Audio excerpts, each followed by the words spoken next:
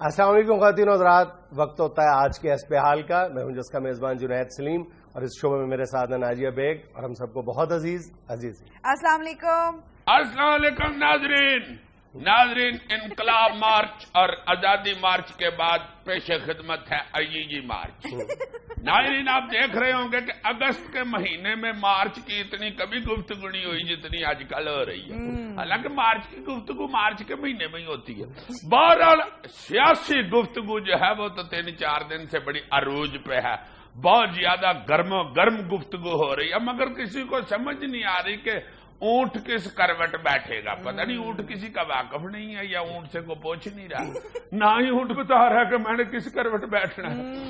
بتا میں یہ رہا تھا کہ سیاسی گفتگو بڑی ہو رہی ہے اور سمجھ ہی نہیں آ رہی. ایک بندہ کو بات پوچھتا ہے تو دوسرا اس سے زیادہ کمپلیکیٹڈ جواب دیتا ہے جس میں سے اور سوال نکل آتے ہیں. دیکھ کے سیاسی گفتگو مجھے وہ لطیفہ بڑا ہی یاد آ رہا ہے.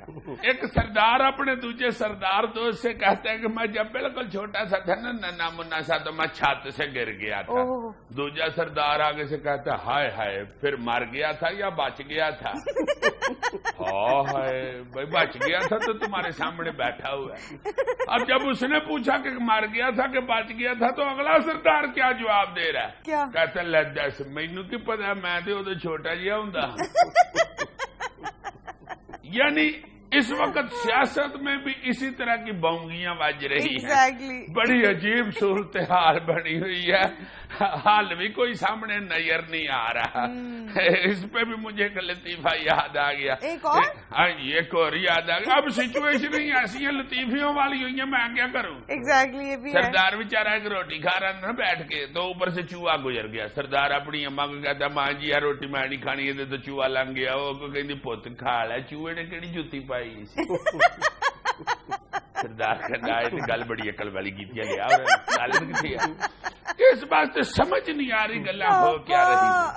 میرا خیال ہے کہ انشاءاللہ تعالی ہمیں یہ امید رکھنی چاہیے اور یقین رکھنا چاہیے کہ جو بھی ہوگا وہ پاکستان کے لیے بہت اچھا ہوگا انشاءاللہ. کیونکہ ہم صرف پیور پاکستانی ہیں. ہمارے یہ ان میں تو یہ ہے کہ جو ہو وہ پاکستان کی خیر خیریت کے لیے ہو اور اس کی ترقی کے لیے ہو.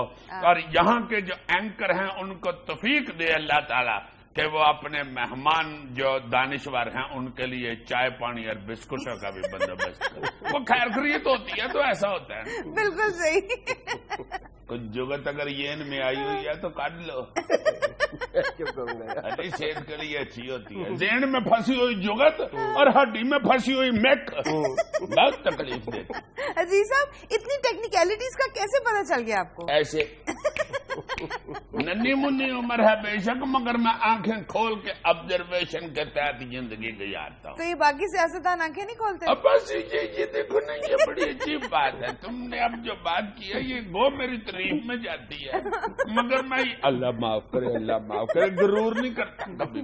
یہ جو آپ نے سوال کیا ہے نا، سیاستدان آنکھیں نہیں کھولتے. کھولتے آنکھیں جب یہ سیاست کے اندر آتے ہیں تو ان کی آنکھیں کھلی ہوتی ہیں. اچھا. آہستہ آہستہ پھر خوش آمدی ان کی آنکھوں کے آگے ہاتھ رکھ دیتے ہیں. پوائنٹ. اب خبر سنا دو آج کی. بالکل سنا. اچھا، یہ جو اس نے کہا نا پوائنٹ، یہ اس نے تنزن کہا. نہیں بالکل بھی نہیں. میں تو انڈورس کیا آپ کی بات کو. وہ بھی دیکھ لو کہہ رہا دل سے نکلا. اچھا، آپ پہلے خبر سن لیں صاحب آج کی. سناؤ. گورنر ہاؤس کے سامنے سے گزرتے ہوئے عمران خان درختوں سے جامن توڑ کر ساتھی رہنماؤں کو کھلاتے رہے اور جاوید ہاشمی صاحب مسکراتے رہے. جاوید ہاشمی صاحب تو اس لیے مسکرا رہے ہوں گے کہ شکر ہے یار میں روسیا ہی نہیں رہا، صلح ہو گئی ہے، ورنہ میں جامنو مس کرتا. اوپر سے جامنو لگے بھی اتنے ہوئے ہیں، اوئے ہوئے ہوئے مال روڈ پر ہوا سارا جامنوں کے ساتھ. اور میرا خیال ہے یہ مال روڈ کا دیکھ کے وہ گانا بنایا تھا شاعر نے، مال روڈ تے برے کان لگیاں تے راہ کالے جامنو ویکھ کے. اس کو کل یہ فکر کھائی جا رہی تھی، کہتا یار اگر یہ دوانوں کے درخت ہوتے پھر سارے دوانے خان صاحب کے جلوس نے کھا جانے. میں کہاں سے پھر کھاتا اس سیزن کے دوانے. شکر کریں وہ درختوں پہ نکلتے نہیں، بیل پہ ہی ہوتے ہیں. واہ واہ واہ یار، یہ تو ایگریکلچر ایکسپرٹ بھی ہے. یہ جو ایگریکلچر ایکسپرٹ ہوتے ہیں یہ کلچر کے حوالے سے زیادہ ایگری نہیں کرتے. वैसे ही ईमान से अगर गवर्नमेंट को पहले पता होता ना कि इमरान खान साहब को जामनू खाने का शौक है, उन्होंने इधर ही बड़े जामनुओं के बूटे लगवा देने थे, इधर ही खाते रहो, बाहर निकलो ही ना।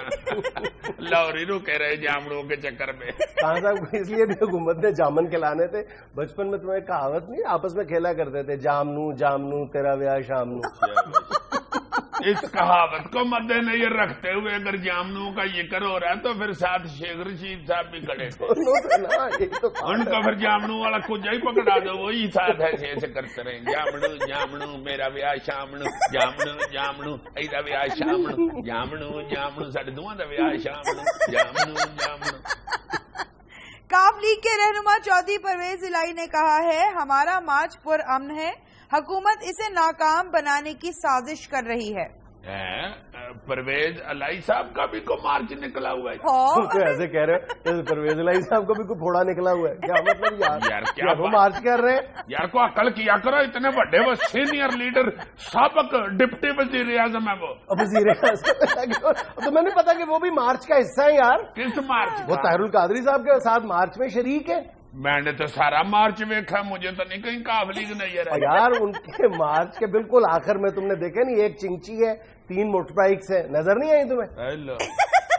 और पूरा जुलूस है भाई उनका, पूरा मार्च है। मुझे नहीं नजर आया, फिर जैसे हजूम में बच्चा नहीं गुम हो जाता, मेरा ख्याल है इस तरह जुलूस में काफ लीग गुम हो गई होगी। बार बार ऐलान किया होगा ताहिरुल कादरी साहब ने, काफ लीग जहां भी है स्टेज के नजदीक आ जाए।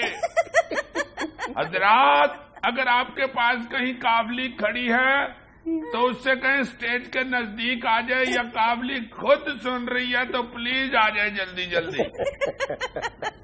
काबली की तकरीर का टाइम हो गया, काबली से कहें जल्दी स्टेज पे पहुंचे। और काबली से ये भी दरखास्त है कि वो बड़ों की उंगली थाम के रखें। अगर काबली गुम हो गई तो फिर हमारा जिम्मा नहीं है। जल्दी आए, हमारे सरबराह ताहिरुल कादरी साहब परेशान है कि काबली गुआच गई है। और आधी काफ लीग तो इस्तकबाल के लिए इस्लामाबाद चली गई हुई है। बस सिर्फ चौधरी शुजात साहब गए हैं, मैंने खबर पड़ी है। तो फिर आधी हुई ना। अगली खबर पढ़ो। 2 बड़े मुख्तलिफ जुलूसों की निगरानी ने पंजाब पुलिस को चकरा के रख दिया। की दसिए तानू जनाब सब ना होगी नहीं, अल्लाह जानता बेड़ा बिल्कुल नाश ही बन गया। पहले अपना इनकलाब वाले सड़क के उत्ते अपनी दुकान ला के बैठे जी, उत्थे किन्नी देर खलोते रहे, खुदा दा वास्ते कुछ हो देर ना कर हो जाना। उतो असला सानी फड़न दे रहे, डंडे साढ़े को कोई नहीं है, उन्होंने को किला ने डंडे दे कितने जाइए जी, दसो मंदरा। IG साहब ने कहता खबरदार किसी ने हाथ चुके, हाथ हुण चुकन नहीं डे, पिंडे ही अगे करने मार दो जी। अगो हसन लग पेंदे जी, कह दी ना भाई जी इधर मेरा ऑपरेशन होया, इधर मार दो, तो अगो हसन लग पेंदे। देखो जरा, ना रोटी सानू लभन डी, ना पानी लभन डे, भुखे पानी ना ध्यान रखने, ये तो फिर ट्रकां च वड़ के ते अपना रोटी पानी खा के फिर बाहर आके जिंदाबाद मुर्दाबाद करने लग पेंदे। असीं कित्थे जाइए यार? 3-3 4-4 दिन हो गए ने जुनैद साहब सड़कां दे उत्ते ड्यूटी देण दे। ये जुलूसां दे कारकुन ते फिर किसी दा बूहा खड़का के बाथरूम च आंदे ने। असीं कित्थे जाइए यार, कित्थे जाइए असीं? किसी दा बूहा खड़काई दे, अगले बारी खोल के कहंदे भाई जी असली पुलिस हो या पुलिस की वर्दी च डाकू फिरन डे। अल्लाह जानता, गल सुन के बाथरूम च जाने की लोड़ ही नहीं रही। नाज़रीन, यहाँ में लेना एक छोटा सा वक्फा, हमारे साथ रहिए।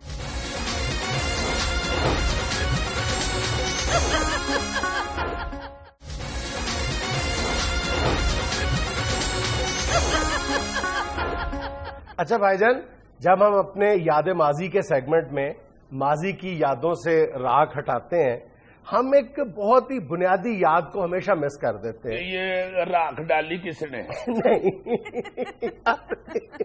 ये चीज कब से, कितनी खामोशी से हमारी जिंदगियों में दाखिल हुई है और हमारी जिंदगियों का लाजमी हिस्सा बन गया है, और इससे रिलेटेड जितनी भी यादें हैं वो कितनी तेजी के साथ माजी का हिस्सा बन गई हैं, कितनी तेजी के साथ। सबसे ज्यादा जो यानी तेजी के साथ माजी की तरफ चीज गई है वो इससे रिलेटेड चीजें गई। तरक्की बड़ी इसने एकदम, ऐसे लगता है जैसे पैदा ही इसके साथ हुए थे हम। हाँ, हालांकि ये कल की बात है। इसको ही अगर ले लें तो ये जब नया नया आया था तो वो बस्ता सा होता था, जिस तरह का ये लैंडलाइन वाला टेलीफोन होता है उसी तरह का होता था ये, और उसके ऊपर रिसीवर भी लगा होता था, और उसको ऐसे बैग से को उठा के तो अमीर लोग फिरते थे।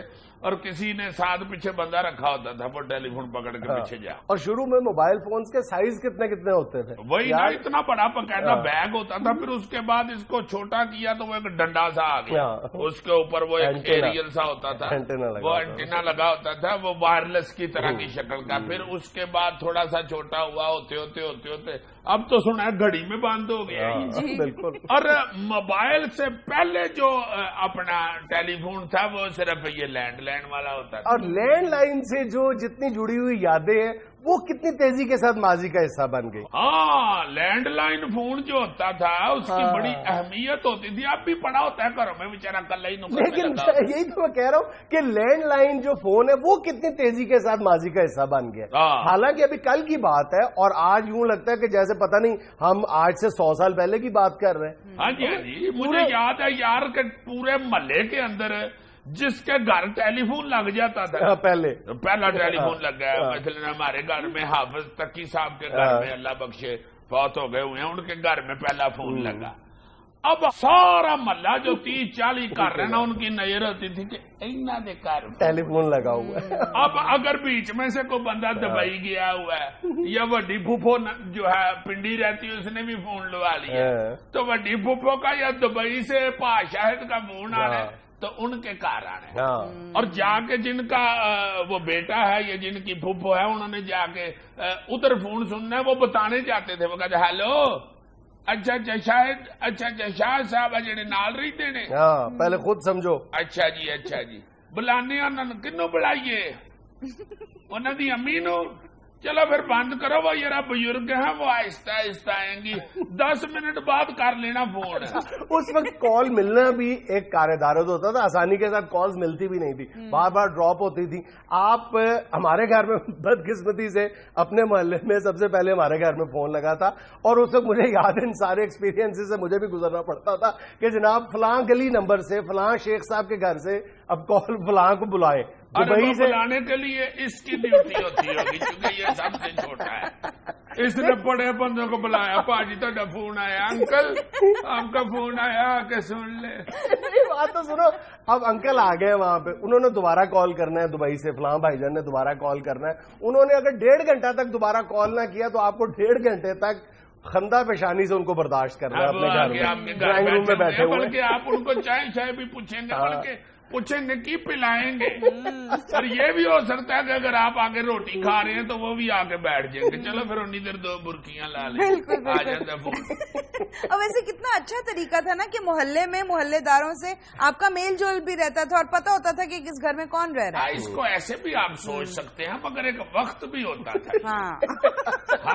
یہ لینڈ لائن سے جڑی ہوئی ایک اور یاد بھی ہے. وہ کیا جی؟ اس سے جڑی ہوئی جو شرارتیں ہوا کرتی تھیں رانگ نمبرز والی, یاد ہے؟ اچھا, اس پہ نمبر نہیں تھا نا, جیسے موبائل پہ تو اب نمبر ہی آ جاتا ہے. شروع میں یہ جو لینڈ لائن والا فون ہوتا تھا نمبر کوئی نہیں تھا, تب پتہ نہیں تھا چلتا کس نے کیا ہے. اب بڑے بڑے شرارتی اور بدتمیز لوگ بھی ہوتے تھے, ان کو شرارتی بھی نہیں کہنا چاہیے, وہ الو ایک دوسرے کو تنگ بھی کرتے تھے. تو گھروں میں بڑی سختی ہوتی تھی کہ بچیوں نے نہیں فون سننا, خواتین نے نہیں فون سننا, کسی کو بدتمیز آدمی نہ ہو, جاہل آدمی نہ ہو. تو وہ فون کر کے پھر تنگ بھی کرتے تھے. اکثر گھروں میں ہمیں کہہ دینا بھائی جی فائر بریگیڈ, نہیں جی رانگ نمبر, پھر رنگ آ گئی ہے جی بھائی جی فائر بریگیڈ, تین کیا نہیں فائر بریگیڈ. تم نے یاد کرا کے ایمان سے مجھے بالکل بہت پیچھے پرانی یادوں میں ڈبو دیا پکڑ کے. کیا مزہ آتا تھا جب ٹیلی فون سننے کے لیے کسی کے گھر لوگ جاتے تھے یا بلانے کے لیے لوگ جاتے تھے کہ آپ کا فون آیا. اور پھر جو باہر جو ہوتے تھے نا لوگ بیچارے ملک سے باہر, ان کے لیے ان کے گھر والوں کے لیے ٹیلی فون والا گھر بہت اہم ہوتا ہے. ان کی وہ خام خواہ عزت کرتے تھے کہ ساڈا منڈا اتنے فون کر دے. اچھا, ایک اور مزے کی بات کہ ایک ٹرنک کال ہوتی تھی. ایک لوکل تو چلو جس شہر میں رہ رہے ہیں ادھر ہی کرنی ہے نا, جو باہر کے شہر میں ملائی جاتی تھی وہ ٹرنک کال ہوتی تھی.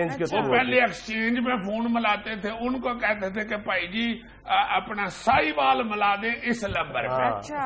وہ ملا کے آپ کو کہتے ایسا نہیں ملا دیتے, بند ہو جاتا تھا. بڑی تھوڑی دیر بعد بیل ہوتی تھی, اٹھاتے تھے, ہیلو ایسے نمبر پہ بول رہے ہو جی سائی وال گل کرو. تو وہ بند کر دیتے. اچھا یہ ہوتا تھا. اب تو امریکہ بھی ڈائریکٹ ہی ملا لیتے ہیں. یہاں پر بھی ہمارا جو سفارشی کلچر ہے یہاں پر بھی کام آیا کرتا تھا. آپ کی اچھی خاصی ایکسچینج میں جان پہچان ہونی چاہیے تھی آپ کو جلدی کال میں لانے کے لیے. یار میرا وہ فلاں آپریٹر میرا واقف ہے وہ جلدی کال میں لا دیتا. ہاں تو اتنے بجے کرنا کال. ہر تگڑے بندے نے نا اپنا ایک ٹیلی فون آپریٹر دوست بنایا. اچھا ہاں وہ فون چکے ملاتے تھے وہ جلدی ملا دیتے تھے. جس کا نہیں واقف وہ آدھا گھنٹہ بیٹھا ہوا ٹیلی فون کے پاس اس کی شکل دیکھ رہا ہے کدو ٹلی بجے تو بات ہو میری بڑی بوبو کے ساتھ. اور جس کا واقف ہے اس نے کہا اچھا اچھا یہ صاحب بول رہے ہو بند نہ کرنا میں ملان لگا اسی وقت ملا دیں. اسی وقت ملاتے تھے. یہ اس کے بعد ایک گریجویلٹی تھی اس میں. تو سب سے پہلے محسوس کیا کہ میں نے باتوں باتوں میں یہ صاحب بڑا بندہ بنا لیا. اچھا یہ صاحب بول رہے ہیں بڑا بندہ. میں نے تو کتابوں میں یہ پڑھا ہے کہ گراہم بیل جو فون کا موجد تھا اس نے سب سے پہلی کال تمہیں ملائی تھی. ہاں جی مجھے فون کیا تھا. فون کر کے پوچھا تھا انکل یہ I have make a phone what you make. میں نے پھر اسے بتایا وی میک چولاں والی پینی اور دال کی بڑیاں. جہاں ٹیکنالوجی نے ہمیں اتنا فیسیلیٹیٹ کیا ہے وہاں ہم ان ساری موومنٹس کو مس بھی کرتے ہیں. ہاں جی مگر ظاہر ہے کہ سہولتیں آہستہ آہستہ انسان کو مل رہی ہیں سائنس کی اور ٹیکنالوجی کی وجہ سے. یہ کوئی بری بات بھی نہیں ہے بڑی اچھی بات ہے. بہت سارا وقت بچا لیا انسان کا اس جدید ٹیلی فون. اچھا ٹیلی فون جو ہوتا تھا نا اس کے سراخوں میں وہ لکھے ہوتے تھے 1 2 3 4 پورا اوپر ایک ڈائل سا ہوتا تھا. وہ جب ملاتے تھے نا تو اس کا ایک تو واپس آنا اس کی آواز ہوتی تھی اور بچے بار بار 0 ملاتے تھے وہ یاد دیر آئی آتی تھی. ناظرین یہاں میں لینا ایک چھوٹا سا وقفہ ہمارے ساتھ رہیے گا.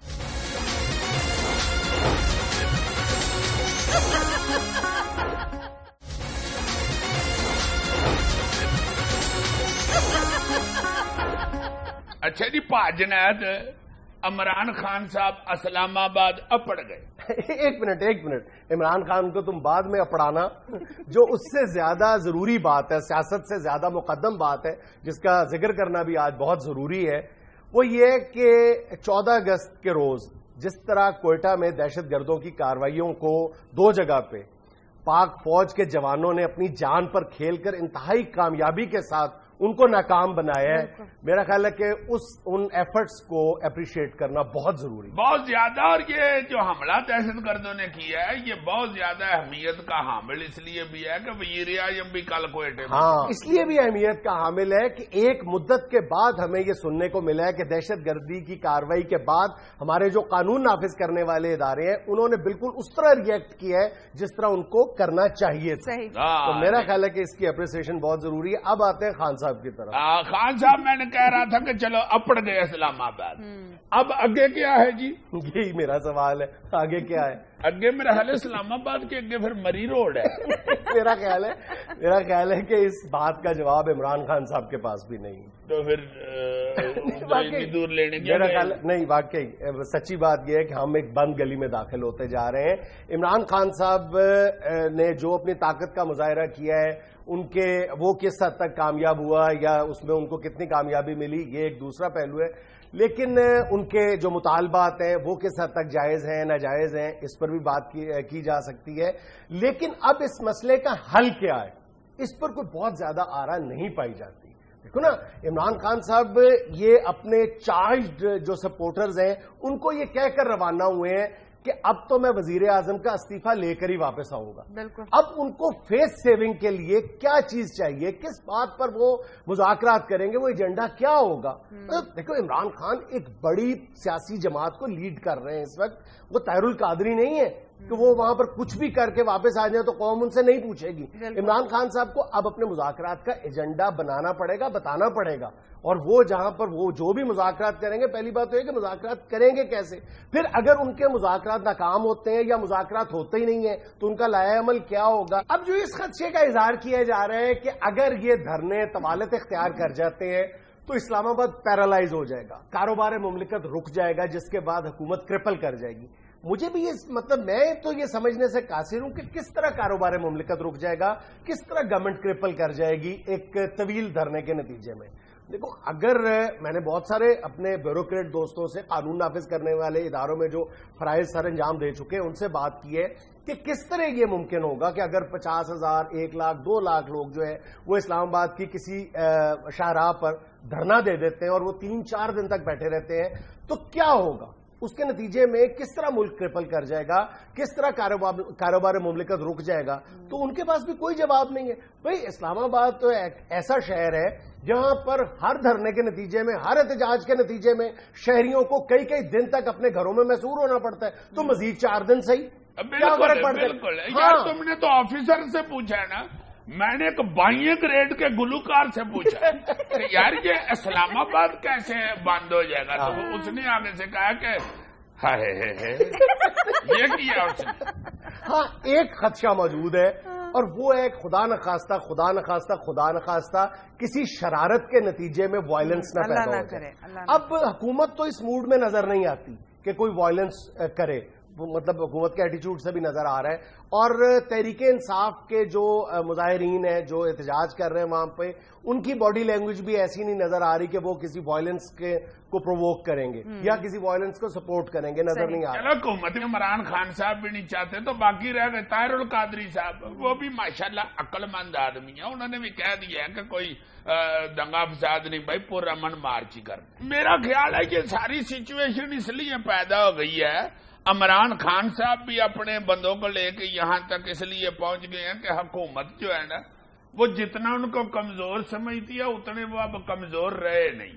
اور حکومت, عمران خان صاحب جا کے ادھر جا کے تو بالکل ہتھڑ اس لیے ہو گئے ہیں کہ جتنا وہ حکومت کو کمزور سمجھتے ہیں حکومت بھی اتنی کمزور نہیں. بلکہ میں تمہیں بتاؤں, اگر مجھ سے کوئی پوچھے کہ اس سارے سین میں کس سیاسی جماعت نے یا کس فریق نے کیا کھویا کیا پایا, تو میرا مختصر سا جواب یہ ہو سکتا ہے کہ اس سارے جو سین کے بعد عمران خان صاحب کی جو سیاست ہے وہ کمزور ہوئی ہے, ان کا موقف مضبوط ہوا ہے دھاندلی کے حوالے سے, اور نون لیگ کی جو سیاست ہے وہ مضبوط ہوئی ہے, نون لیگ کی حکومت جو ہے وہ کمزور ہوئی ہے. یار یہ لڑکا اتنا انٹیلیجنٹ ہوگا میں نے نہیں تھا سوچا. یہ بڑا ہو کے بہت ترقی کرے گا انشاءاللہ. نہیں, ایمان سے اس نے کروڑ روپے کی بات کی ہے, میں بندہ اتنا غریب ہوں اس لیے میں نہیں کہہ رہا. واقعی بہت اچھی تم نے بات کی ہے کہ اس سارے مسئلے کے اندر واقعی رولا یہ تو پڑ گیا, ہر بندہ کہنا شروع ہو گیا جی کہ دھاندلی تو ہوئی ہے. موقف ان کا جو تھا عمران خان اس کو مضبوطی ملی ہے, مگر سیاست ان کی اس لیے کمزور ہوئی ہے کہ 14 اگست والے دن آپ نے آزادی جو یوم آزادی ہے اس سارے کو پتہ نہیں کدھر غائب کر دیا اور اپنا ٹینڈ پھوڑی لے کے سیاپا ڈال دیا. اور دوسری طرف جو حکومت ہے اس کا بھی واقعی حکومت کمزور ہوئی ہے. نون لیگ والوں کی حکومت ویک پڑی ہے کہ یار یہ سارا ملک سٹاک کیا ہوا, کل ٹیلر لگائے ہوئے ہیں, ہلا ہوئی ہے. ہر بندہ جو ان کا بھی تھا نون لیگیا, وہ جو تم کہا کرتے ہو کہ اگر نون لیگ کے لیڈر کی وجہ سے بھی سڑک بلاک ہوئی ہو تو اس رش میں پھنسا ہوا نون لیگ کا کارکن بھی نون لیگ کو اس وقت گالیاں دینی شروع ہو جاتی. یہ سارا کچھ شارٹ کٹ کی وجہ سے نہیں, یہ سیاپا ڈال کے بیٹھ گئے ہوئے. میں بالکل یہ صحیح ہے, بالکل ٹھیک ہے عمران خان صاحب, چلو میں بھی کہہ دیتا ہوں جی کہ دھاندلی ہوئی ہے, مگر ہیورے والا یہ یا تو آپ اس وقت الیکشن ایکسپٹ نہ کرتے, کہہ دیتے تھے کہ بھائی دھاندلی سے آپ جیتے ہیں, ہم پرے ہو گئے ہیں, ہم مانتے ہی نہیں, دوبارہ کراؤ الیکشن. یا پھر آپ کو اگر سال بعد ہولی ادھر ادھر سے اس کے سارے ملے ہیں شواہد, تو پھر اگلے الیکشن کا تیار کرو. ایک یو ٹرن آپ سے مس ہو گیا اگر, تو ادھر ہی اپنی گڈی ون وے ہی موڑ کے باقی ساری گڈیوں کو سیاپا نہ ڈال دے. ایک یو ٹرن مس ہوا ہے تو اگلے یو ٹرن کا آپ ویٹ کریں, پھر ادھر سے پھر گڈی موڑیں اپنی. اور اگر کوئی یہ ایک اور بات بھی ہے کہ اگر کوئی پوچھے کہ کس کو کیا ملا ہے, تو میں یہ سمجھتا ہوں کہ عمران خان صاحب کو اپنی اگلی حکومت کے لیے, اور اگلی حکومت میرا اس بات پر اندھا یقین ہے کہ عمران خان صاحب کو اگلی حکومت ایک بار ملنی ہے. اب اس حکومت میں وہ کیا کرتے ہیں, کتنا ڈیلیور کر پاتے ہیں, یہ ایک دوسری بات ہے. ان کو ملی ہوئی ہے نہیں, ایک دفعہ جتنا جس مومنٹم پر تحریک انصاف چلی گئی ہے, جو بنا لیا ہے, ایک بار عمران خان کے لیے اس ملک کی وزارت عظمیٰ ضرور ملے گی ایک بار. اگلی دفعہ اگلی بار اس بار جب بھی مطلب 2 سال بعد وعدہ صحیح کرو. لیکن عمران خان صاحب کو اپنی اگلی حکومت کے لیے 2 وزیر ضرور مل گئے. ایک وزیر تعلیم جمشید دستی صاحب اور ایک وزیر ثقافت محمود الرشید صاحب. جس طرح انہوں نے کل والہانہ رقص کیا ہے تو میرا خیال ہے کسی اور کا حق نہیں بنتا وزارت ثقافت کا. ایسے پکڑ کے نا انہوں نے دوپٹہ تو یہ کیا. میرا خیال ہے وہ مجھ سے متاثر ہوئے ہیں کہ اگر یہ لڑکا ناچ لیتا ہے تو پھر تو میں بھی لڑکا. یہ لڑکا اس عمر میں ناچ لیتا ہے تو مجھے کیا ہے. یار یہ نہ کہو کم از کم محمود رشید صاحب تو میرے بڑے تھا کی عمر کے. اچھا جی ناظرین یہاں میں لینا ایک چھوٹا سا وقفہ, ہمارے ساتھ رہیے گا.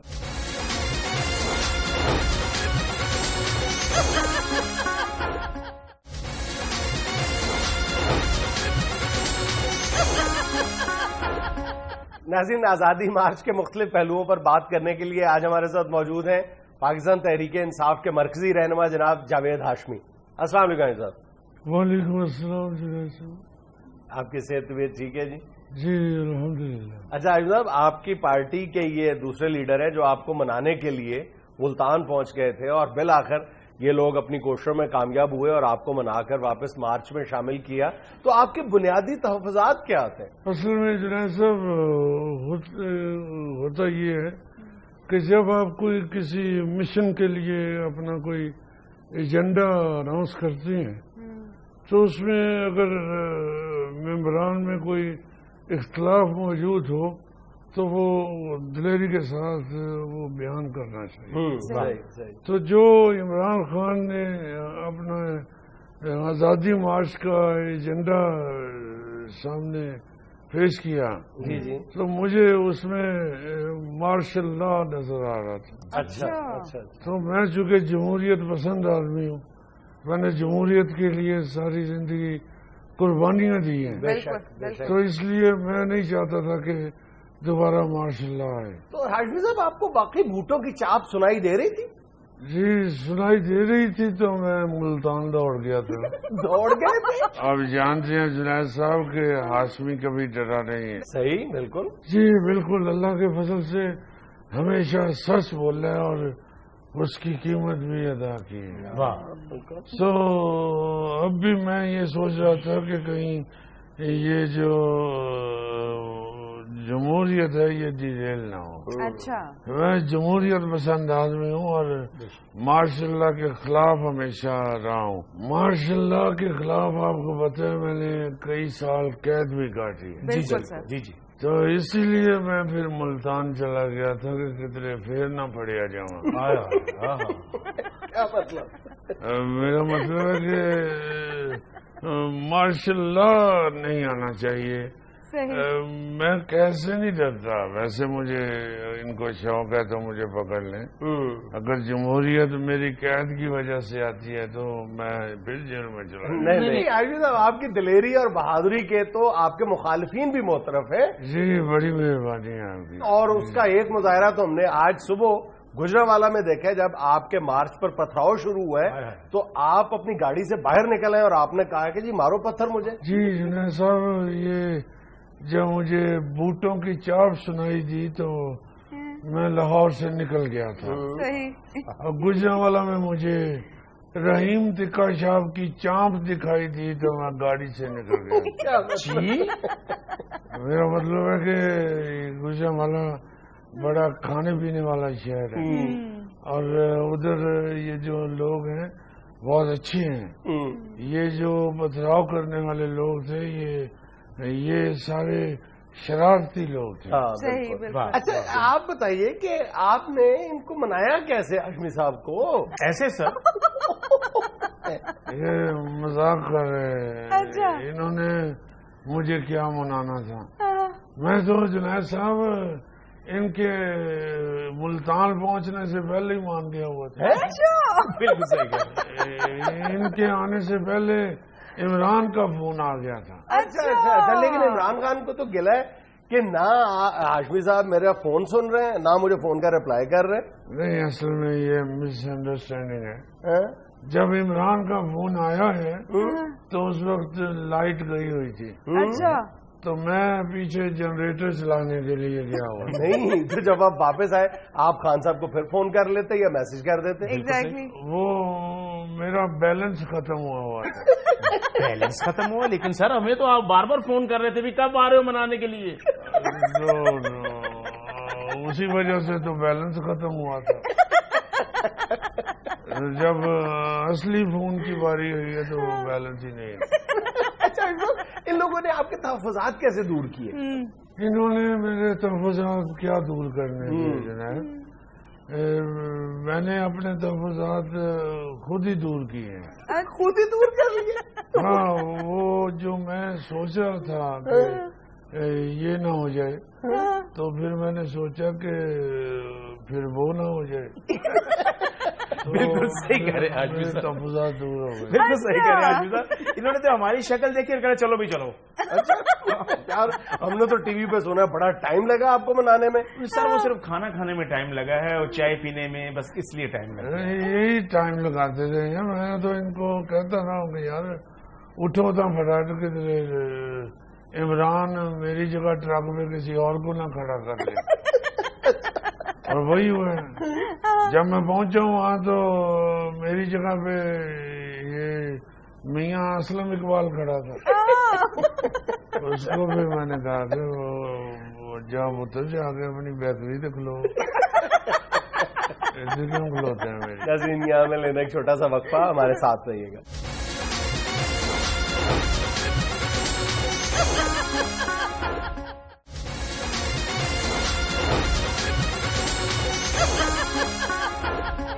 اچھا صاحب آپ کے تحفظات بھی دور ہو گئے، آپ مان بھی گئے، آپ مارچ میں دوبارہ شامل بھی ہو گئے، لیکن لوگوں نے فیل کیا کہ عمران خان نے آپ کی واپسی کو زیادہ وارملی ویلکم نہیں کیا۔ بالکل صحیح کہا۔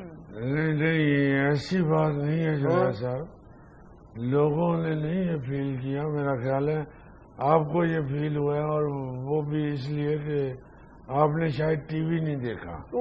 عمران تو میرے واپس آنے پہ اتنا خوش ہوا کہ اس نے تحریک انصاف کے تمام دوستوں میں درختوں سے گلاب جامن توڑ توڑ کے تقسیم کیا۔ صاحب وہ منظر تو میں نے بھی ٹی وی پہ دیکھا تھا، وہ تو درختوں سے جامن توڑ توڑ کے نیچے پھینکتے رہے۔ وہ جہاں پہ جامن لگے ہوئے تھے اس کے اندر گلاب بھی لگے ہوئے تھے، تو آپ کی نظر جو کہ صرف جامن پہ پڑی ہے، آپ نے گلاب نہیں ساتھ دیکھے، اس لیے آپ کو نہیں پتا چلا۔ جن دوستوں نے ساتھ گلاب بھی دیکھا وہ سمجھ گئے تھے کہ یہ ہاشمی کے واپس آنے کی خوشی میں یہ عمران گلاب جامن تقسیم۔ اچھا انہوں نے گلاب جامن ہی سمجھ کے کھائے ہو؟ جی اس کا ٹیسٹ گلاب جامن کا۔ صاحب گلاب جامن میں گٹلی نہیں ہوتی، تو بیٹا اگر گلاب جامن کچا رہ جائے تو اس میں گٹھلی ہوتی ہے۔ تم نے کبھی کسی پنڈ کی مٹھائی کی دکان سے نہیں کھایا؟ سر اس مٹھائی نال تو سر بھی پاٹ جاتا جی۔ ہوں تیرا سر پاڑا گا تو چپ کریں گا۔ ہاشمی صاحب آپ کا مطلب ہے کہ عمران خان نے آپ کو کچے گلاب جامن کھلائے؟ نہیں گلاب جامن تو اس نے پکے کھلائے ہیں۔ اچھا یہ اس بچے کو نہیں پتا۔ اچھا اچھا ہاشمی صاحب ایک خبر یہ بھی تھی کہ عمران خان نے کہا ہے کہ وہ آپ کو اپنا استاد مانتے ہیں۔ جی ہاں یہ وہ اس نے سچ کہا ہے، میں نے اسے سکھایا ہے۔ کیا؟